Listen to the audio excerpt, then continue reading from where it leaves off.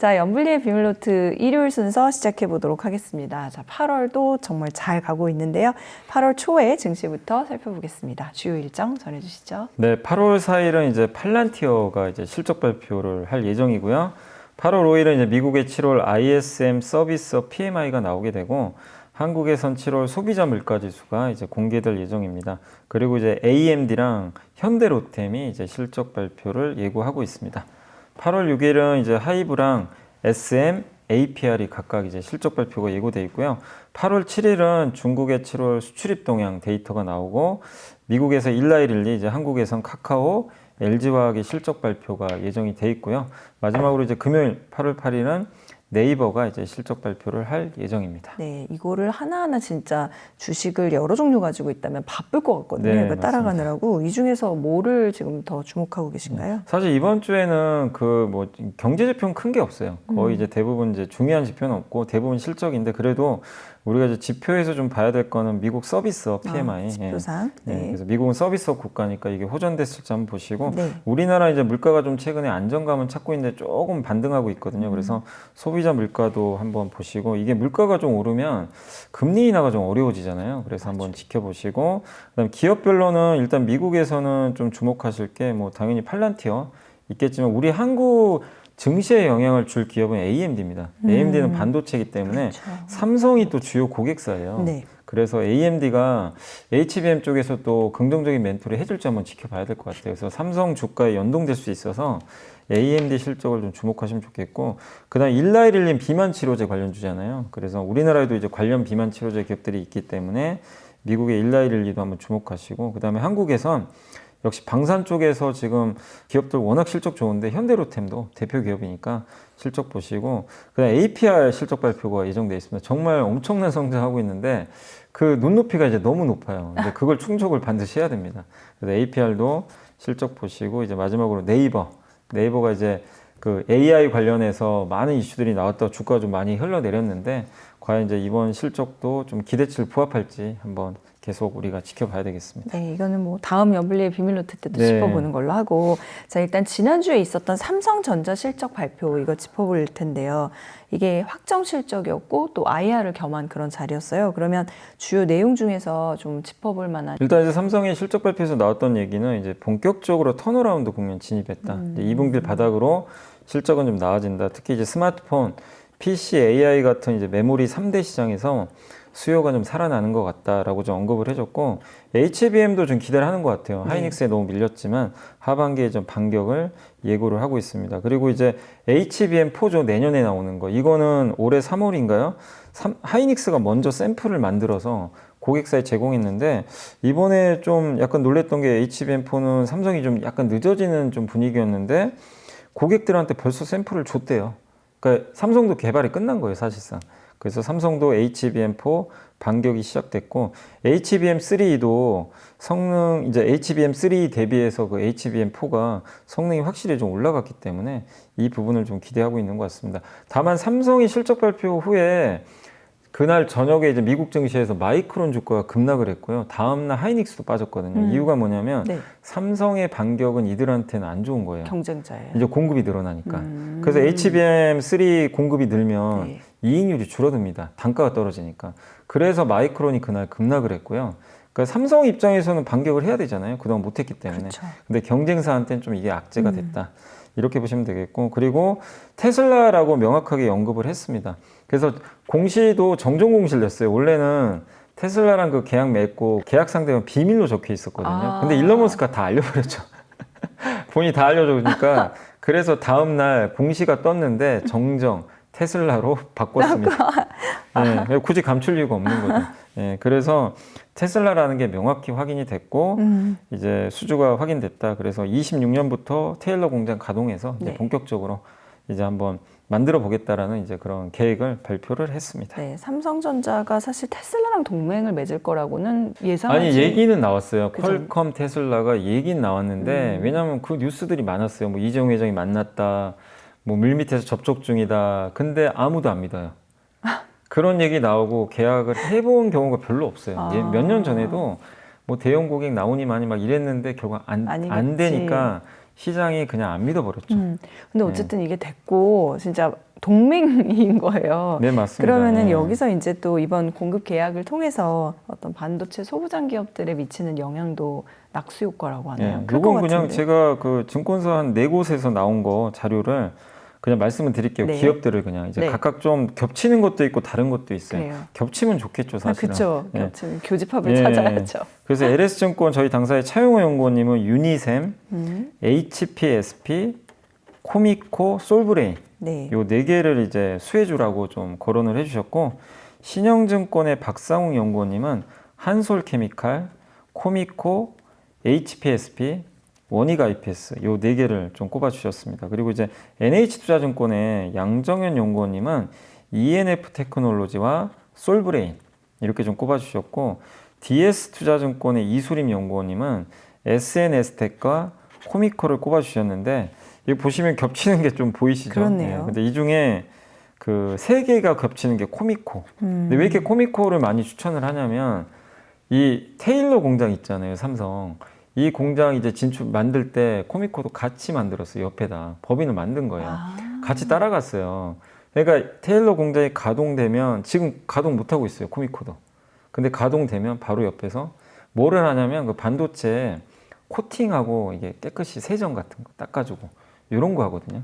그 서비스가 바로 옆에 있어야 되는데 그걸 가동을 못 하고 있다가 이제 이게 가동되면 당연히 수혜를 받겠죠. 그래서 이제 좀 유독 좀 여기가 교집합이 많다, 이렇게 보시면 될 것 같습니다. 네.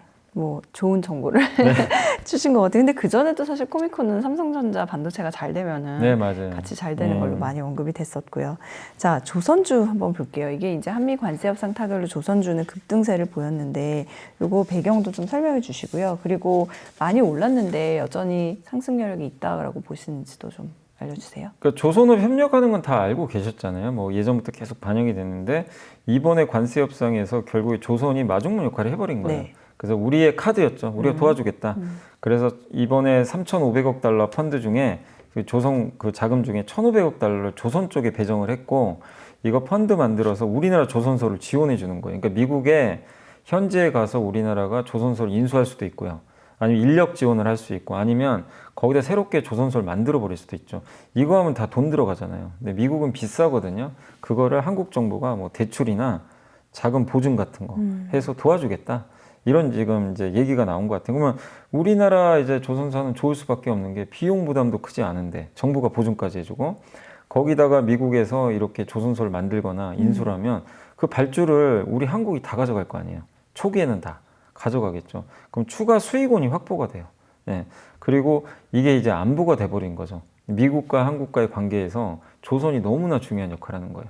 그러니까 이게 이제 다 적정 밸류로 올려버린 역할을 하는 거죠. 그래서 이거 발표된 날 뭐 하나오션이 막 11% 폭등을 하고 뭐 난리가 아니었던 거죠.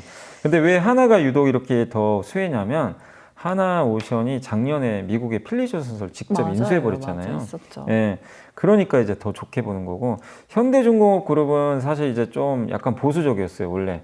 미국 진출에 대해서는. 근데 이제 이번에 이런 결정들이 나오면서 현대중공업도 사실 이제 헌팅턴 인걸스라는 이제 미국의 군함제수사 있거든요. 여기랑 이제 그 공동으로 뭐 상선도 제조하는 그런 부분도 좀 합의를 한 것 같더라고요.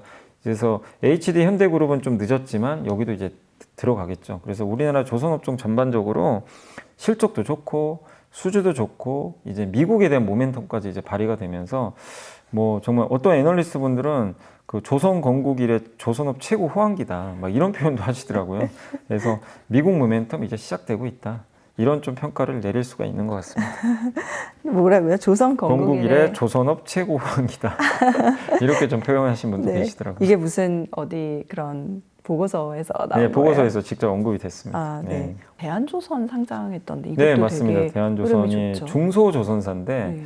여긴 물론 이제 미국과의 연결고리가 좀 약하지만 뭐 약하긴 하더라도 지금 조선업 전반적으로 좋잖아요. 그러면 이게 조선사로도 당연히 낙수 효과가 또 생기거든요. 그래서 또 이 회사가 만드는 뭐 주력 제품이 원유 운반선인데, 네. 원유 운반선 중국과 경쟁을 많이 하니까 그쵸. 뭐 그런 부분에서 반사이익도 얻을 수 있겠죠. 그래서 대한조선도 저희가 이제 촬영하는 시간에 이제 오늘 상장을 했는데 그 아침에 한 거의 주가가 90% 이상 공모가 대비해서 이렇게 오르는 좀 성공적인 대비는 한 것 같습니다. 그렇군요. 자, 테슬라 삼성전자 동맹 저희가 다뤄봤는데 사실 테슬라의 공급 계약을 맺은 소식이 또 하나 있어요. LG 엔솔, 이게 테슬라의 6조 원 규모의 LFP 배터리 공급 계약 체결. 이것도 좀 의미 설명해 주세요. 그러니까 3년간 5.9조 원인데 이제 공시가 떴는데 비밀 유지라 누군지 몰랐어요. LFP만 역시 적게. 또. 예. 근데 뉴스가 나오더라고요. 근데 이건 얼론 머스크가 언급은 안 했어요. 안 했어요. 그래서 누군지는 명확하진 않아요. 근데 시장에선 이건 테슬라다. 테슬라 전기차 말고 그 ESS 배터리, 에너지 저장 장치 그걸로 이제 시장에서 예상을 하고 있고, 요게 아마 이제 27년부터 아마 이제 그 생산에 좀 들어가는 걸로 좀 알려져 있고, 그래서 아마 추가 투자를 해야 될 것 같아요. 지금 LG엔솔이 지금 공급이 부족하기 때문에 아마 미국에 공장을 더 짓지 않겠냐 이렇게 보고 있습니다. 그래서 이 계약을 체결하면서 저번부터 이제 계속 LFP 얘기도 나오고 ESS 시장 커진다 이런 얘기가 나왔는데, 이게 어떻게 보면 이제 이번에 테슬라 이번 LFP 배터리를 공급하면서 그게 기대했던 게 진짜 현실화 되는 거죠. 그래서 이건 2차 전지한테 상당 호재입니다. 호재고, 또 생산을 하게 되면 배터리를 많이 만들잖아요. 미국에서. 그럼 보조금 받아요. 그래서 앞으로 연간 6,930억 정도의 보조금을 받을 거라는 기대도 생겼습니다. 이것만으로. 그래서 LG엔솔의 이번 테슬라 공급은 상당한 좀 의미가 있고, 우리나라 2차 전지가 지난주 최근 3주 정도 분위기 괜찮았거든요. 네. 이제 그거를 계속해서 3주 동안 좋았던 게, 그냥 우리가 막연한 기대가 아니라 진짜 뭔가 좀 좋아지는 게 보이는구나 라는 걸 좀 확인시켜준 아주 긍정적인 공급 계약이라고 좀 말씀을 드리겠습니다. 네, 좋습니다. 자, AI 투자 최근에 이제 계속 증가세인데요. 그러면서 반도체 기판 수요도 증가하고 있다고 합니다. 여기에서 또 관련 기업들 주가가 좋은데 요거는 계속 관심을 가져봐도 될까요? 그러니까 이제 반도체가 있고 뭐 AI 반도체가 있으면 그거를 제대로 쓰려면 밑에 기판을 깔아서 거기다 이제 붙여줘야죠. 그래야 이제 거기에 전기가 흘러서 데이터가 주고받거든요. 그래서 기판이 너무 중요한데, 그 최근에 이제 기판 업체들에 대해서 좀 관심을 갖자는 그런 이제 보고서들이 좀 많이 나오고 있고요. 특히 이제 메모리 기판도 좀 최근에 수요가 좀 증가하고 있고, 엔비디아가 그 최근에 나오는 AI 그 칩들이 이게 면적이 엄청 커요. 크다 보니 면적이 크면 기판 크기가 당연히 커집니다. 그럼 이제 기판 면적이 어쨌든 이게 두세 배 이렇게 늘어나게 되면 당연히 단가가 오르겠죠. 네. 그래서 이런 부분도 되게 좋을 수밖에 없고, 그리고 이제 AI 기판 자체 수요도 당연히 증가하고, 또 새롭게 자율주행 시장이 좀 열리고 있잖아요. 자율주행에도 사실 거기 컴퓨터가 들어가니까 자율주행용 그 기판들이 또 들어갑니다. 예, 이런 것들이 이제 맞물리면서 기판이 좀 그동안 되게 부진했는데 이제 좀 회복되는 것 같다라는 그런 내용들이 나오고 있는 것 같아요. 여기에 또 이제 로봇 시장도 열리니까 기판의 수요 자체는 꾸준한데, 근데 기판 만드는 업체는 또 그렇게 많진 않거든요. 그래서 향후에 또 공급이 부족하지 않을까 라는 그런 얘기들도 나오는 것 같습니다. 그래서 국내에서는 최근에 그 이수페타시스가 신고가를 경신을 했고, 이수페타시스는 이제 엔비디아의 이런 이제 AI 칩이 있고 밑에 기판들이 달렸는데, 그 맨 밑에 있는 기판을 MLB라 그래요. 그게 이제 고다층 기판에 약자를 써서 그냥 MLB라고 하는 건데, 그거를 만들어서 실제 공급하고 있거든요. 그래서 이제 최근에 신고가를 경신을 했고, 그 다음에 대덕전자도 이제 뒤늦게 MLB 기판 시장에 또 들어갔거든요. 그래서 최근에 주가 좋고, 삼성전기 주가가 좀 많이 올랐던 게, 이제 삼성과 이 테슬라가 동맹 맺었잖아요. 그러면 삼성전기가 자율주행용 기판을 또 테슬라에 또 더 공급을 할 수도 있는 거죠. 그러니까 서로 삼성그룹과 이제 좋아지면. 그렇죠. 그래서 사실 삼성 SDI도 그것 때문에 한번 올랐거든요. 네. 그날. 그래서 삼성그룹과 테슬라의 동맹으로 전기한테도 이제 좀 낙수 효과 이렇게 이제 얘기들이 나오고 있어서 기판 업체 전반적으로 좋은 분위기는 좀 이어질 수 있다라고 보시면 좋을 것 같습니다. 네. 이상 좋은 소식 알아봤고 이제 마무리에서는 또 꼭 짚어보지 않을 수밖에 없는 몇 가지 소식들을 짚어볼 텐데, 별로 안 좋은 얘기인 것 같아요. 이게 내년부터 외국 사람들 요즘 우리나라에 뭐 성형 관광, 네. 미용 관광 많이 오는데, 이렇게 한국에서 미용 성형 의료 시술을 받았을 때 부가세 환급을 해주지 않겠다고 합니다. 그러면 이게 10% 환급이라고 하는데, 이게 사라지게 된다 그럼 당연히 부정적이지 않을까요? 예, 그러니까 이제 2016년부터 이걸 아마 시행한 걸로 알아요. 그러니까 이제 방한 외국인들이 왔을 때, 어떻게 보면 이제 의료 관광을 많이들 오니까, 그래서 그런 김에 우리나라 또 이제 외국인들 많이 오면 좋잖아요. 내수도 살아나니까. 그렇죠. 그래서 그때 이제 특례 적용을 했어요. 그래서 미용 성형 의료 영역을 공급받은 경우 부가가치세 10%를 돌려주는 거죠. 외국인들한테 돌려주는 건데 이게 1인당 환급액이 뭐 종류에 따라 다르지만 보통 10에서 20만 원 정도 된다고 합니다. 근데 이 특례가 일몰 기한이 정해져 있어요. 그래서 네. 한시적인데 이제 더 이상 이제 연장을 안 하기로 했어요. 그래서 올해 말에 끝납니다. 이게 그러니까 내년부터는 우리나라에서 외국인들이 와서 뭐 저기 성형외과 가거나 아니면 피부 미용 의료 시술 받으면 이젠 부가가치세 환급을 못 받게 되는 거죠. 그래서 사실 이제 이 이슈 때문에 그 피부 미용 의료기기 관련 주가가 이제 금요일날 급락을 했고 또 대표적으로 이거 부가가치세 환급 서비스 해주는 회사가 글로벌 텍스플이 있어요. 네. 여기가 하한가를 가버렸어요. 네, 금요일날 바로. 예, 왜냐하면 이제 그 이 회사 매출의 한 20%가 그 이쪽 피부 미용 의료 쪽이거든요. 그러다 보니까 이제 예상치 못한 갑자기 악재가 나와버린 거죠. 그래서 이제 시장에선 좀 굉장히 좀 실망할 수밖에 없고 글로벌 텍스프리는 우리나라 회사는 아니잖아요. 우리나라 회사예요. 우리나라 회사인데 이제 외국인이 우리나라 와서 환급하잖아요. 그걸 대행해 주는 그래서 이제 중간에 수수료 받는데 물론 이제 국내 1등 업체입니다. 그래서 사실 주가 진짜 많이 올랐었어요. 외국인이 많이 와서 환급 받으니까. 근데 이 매출 중에 20%가 여기서 나오거든요. 근데 이제 이거를 이제 이러면 이게 그렇죠, 없어져 버리잖아요. 그렇죠. 그래서 그것 때문에 주가가 이제 30% 빠져버린 거죠, 하루에. 그래서 좀 충격을 좀 받았는데 이게 좀 약간 아쉬울 수 있는 부분은 뭐냐면 올해 어쨌든 외국인들이 한 2천만 명 올 것 같거든요. 그래서 우리나라 내수 살리는 방법 중에 또 중요한 게 외국인들이 돈 많이 쓰는 거예요. 그래서 이들이 와서 물론 환급하는 부분은 또 약간 세금 깎아주니까 그럴 수도 있겠지만 이들이 와서 돈을 많이 써서 우리나라 또 자영업자들이 또 돈을 번다거나 이렇게 된다면 거기서 나오는 부분들에 있어서 또 세금이 또 있을 수 있기 때문에 그런 부분이 있는데 어쨌든 이게 사라지게 된다면 일단 이제 당연히 수요가 좀 줄 수밖에 없겠죠. 근데 큰 타격을 저는 받을지는 않을 거라고 보는 게 한국의 시술 비용이 이거를 돌려받지 않더라도 전 세계적으로 가장 싸요. 일단 피부 미용 의료 시술 자체가 싸니까 오는 거거든요. 환급 받으려고 오는 게 아니라 기본 목적은 한국의 의료 시술 수준도 너무 좋지만 시술 비용 자체가 뭐 일본이나 다른 경쟁국보다 싸거든요. 그래서 오는 건데 그게 약간 되돌려지겠지만 환급을 못 받는다고 해도 여전히 가격 경쟁은 있겠지만 그래서 좀 충격은 좀 불가피하겠죠. 단기적으로는 안 좋은 악재니까. 다만 그래도 저는 좀 시간 지나면 좀 극복하지 않을까. 다만 글로벌 텍스프리는 이게 이제 20%나 비중이 좀 되기 때문에 이게 이제 확정이 만약에 돼서 만약에 내년에 이게 사라진다면 추가적인 이제 이걸 메꿀 수 있는 매출처를 좀 찾아야 되는 그런 좀 숙제는 좀 생긴 것 같습니다. 네. 자, 세제 개편안 얘기하고 마무리를 좀 지어보려고 하는데 이게 지금 제일 그러니까 연관돼서 얘기 나오는 게 만약에 이 안이 정말 국회 통과가 된다. 그럼 코스피 5천이 과연 가능할까? 이 우려인 거잖아요. 저는 안 될 것 같습니다. 이렇게 되면 그냥 이거는 5천이 아니고 2천 간다고 생각을 하고 있어요. 뭔가 갑자기 싸한 기분이 네, 느껴지는데요, 저는 이사님. 이래서는 안 되고 이게 안 금액도 문제인데 이게 신뢰거든요. 서로 간의 신뢰의 문제라고 저는 생각을 해요. 그러니까 이재명 대통령도 그렇고 잘하셨어요 그동안 뭐 상법 개정도 하시고 되게 이제 적극적으로 5천 얘기하시고 부동산에서 이쪽으로 해야 된다. 나오는 정책들이 여러분들 뭐 느끼셨기에 기대 이상으로 되게 좋았어요. 맞아요. 그리고 이제 정점을 찍었던 게 배당 소득 분리과세까지 한다. 그래서 대부분 기대감들이 높았는데 실제 이번에 정부에서 이제 기재부에서 정해진 게 그게 대통령하고 협의가 됐는지 뭐 명확하진 않더라도 어쨌든 정부에서 한 거니까 협의가 됐을 가능성이 높은데 네. 어쨌든 이번에 나온 세제 개편안은 굉장히 실망스럽다. 이제 첫 번째가 배당소득 분리과세가 세율이 원래 배당소득이 이게 최고 세율이 종합과세에 붙으니까 배당소득 같은 경우 최대 49.5까지 떼잖아요. 네.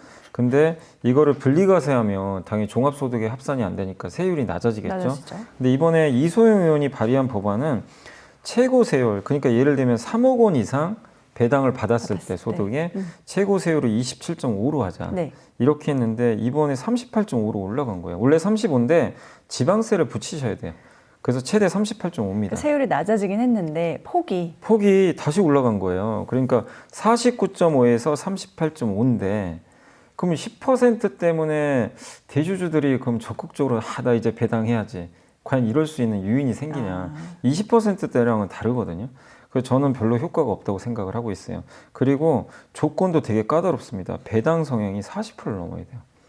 우리나라 기업들의 평균 배당 성향이 7 정도 되거든요.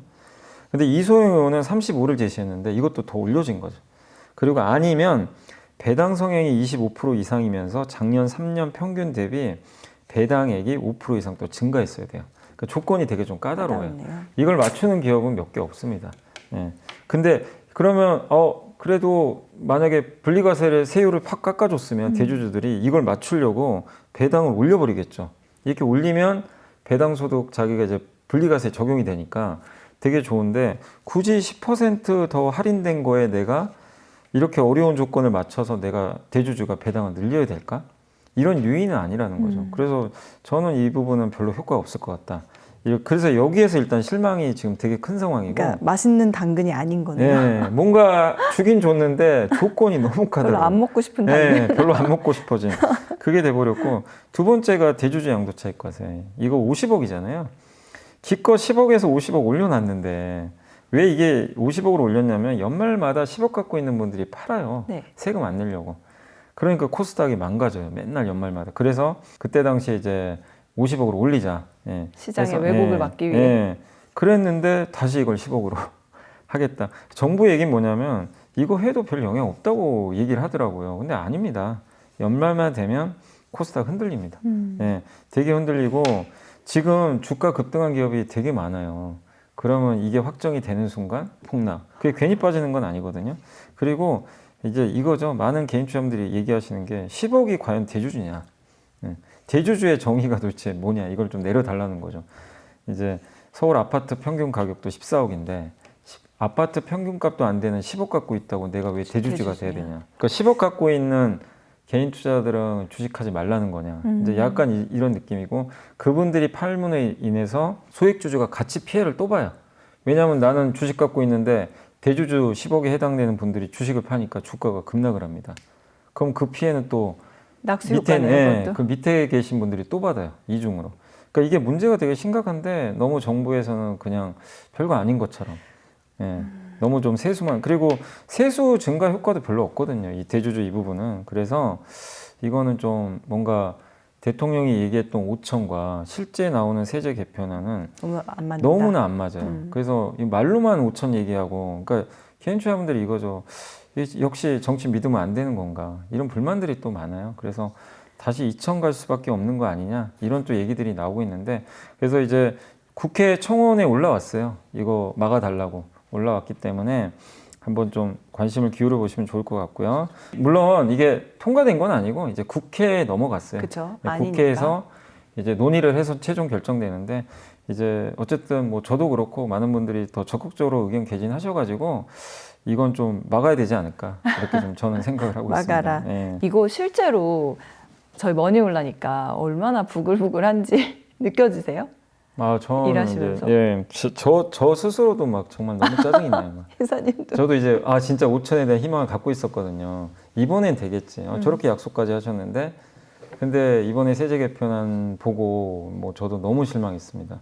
네. 그리고 저도 너무 죄송해요. 왜냐하면 이번에 될 줄 알고 네. 이제 많은 분들한테 이제 한국 증시 바뀐다라고 얘기를 했는데 이게 지금 이렇게 돼버리면 저도 지금 사실 민망해질 수밖에 없는 상황이라 이런 대전제 상황에서는 5천 못 간다는 거죠? 저 이 방법으로는 갈 수가 없습니다. 뭐 3천까지는 갈 수 있다고 왜냐하면 상법 개정을 했기 때문에 이제 3천까지 올라오는 건 맞아요. 근데 세법 개정이 돼야 이게 가능하고 그리고 왜냐하면 부동산에서 주식으로 바꾼다고 하셨잖아요. 맞아요. 원이무부. 그러면 제일 중요한 게 장기 투자를 유도해야 돼요.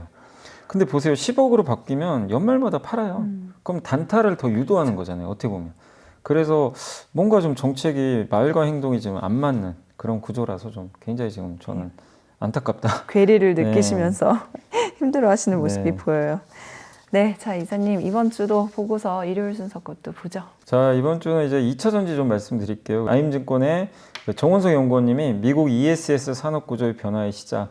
그러니까 이걸 제가 보면서 느낀 게 이제 2차 전지도 정말 애널리스트 분들 중에 보수적으로 보셨던 분들도 뭔가 좀 의견이 조금씩은 좋아지고 있구나. 그걸 좀 느꼈는데 전기차는 아직 좀 어려워요. 근데 이제 이 내용의 핵심은 ESS가 에너지를 저장하는 장치잖아요. 거기 배터리가 있는데 전기를 저장해서 데이터 센터에 이제 공급하겠다는 거죠. 데이터 센터는 전기가 무조건 많이 들어가야 되기 때문에 ESS도 되게 중요할 것 같다. 네. 그래서 ESS 시장의 배터리 수요가 우리가 무시할 수 없다. 이게 전 세계 전기차 시장의 20에서 25% 정도 된대요. 그러니까 굉장히 큰 시장이고 미국은 전기차가 많이 안 팔리니까 미국 시장에서는 이 ESS 비중이 한 50% 정도 된대요. 그러니까 굉장히 큰 시장이라고 보시면 좀 좋을 것 같습니다. 그리고 ESS용 배터리는 일반 전기차랑은 좀 달라요. 왜냐하면 에너지 밀도, 성능보다는 안전해야 돼요. 이게 뭐 폭파되거나 그러면 안 되니까 굉장히 안전해야 되고 수명도 오래 가야 됩니다. 그리고 하루에 1, 2회 충방전을 고정적으로 해요. 예. 그러니까 이제 예측이 되게 쉬워요. 근데 전기차는 불특정하잖아요. 뭐 내가 뭐 오늘 했다가 뭐 2, 3일 후에 할 수도 있는 거고 ESS는 주기적으로 이렇게 정해진 시간 동안 하니까 결국엔 수명과 신뢰성이 매우 중요하다. 그래서 이제 LFP 배터리를 선택하는데 그래서 중국이 1등한 거죠. 여기 ESS를.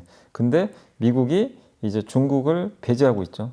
예, 그래서 ESS 시장에서도 결국 이제 중국 배제. 그래서 아까 말씀드린 대로 LG엔솔이 테슬라의 계약을 따낸 건 네. 중국 규제 때문이 아닌가.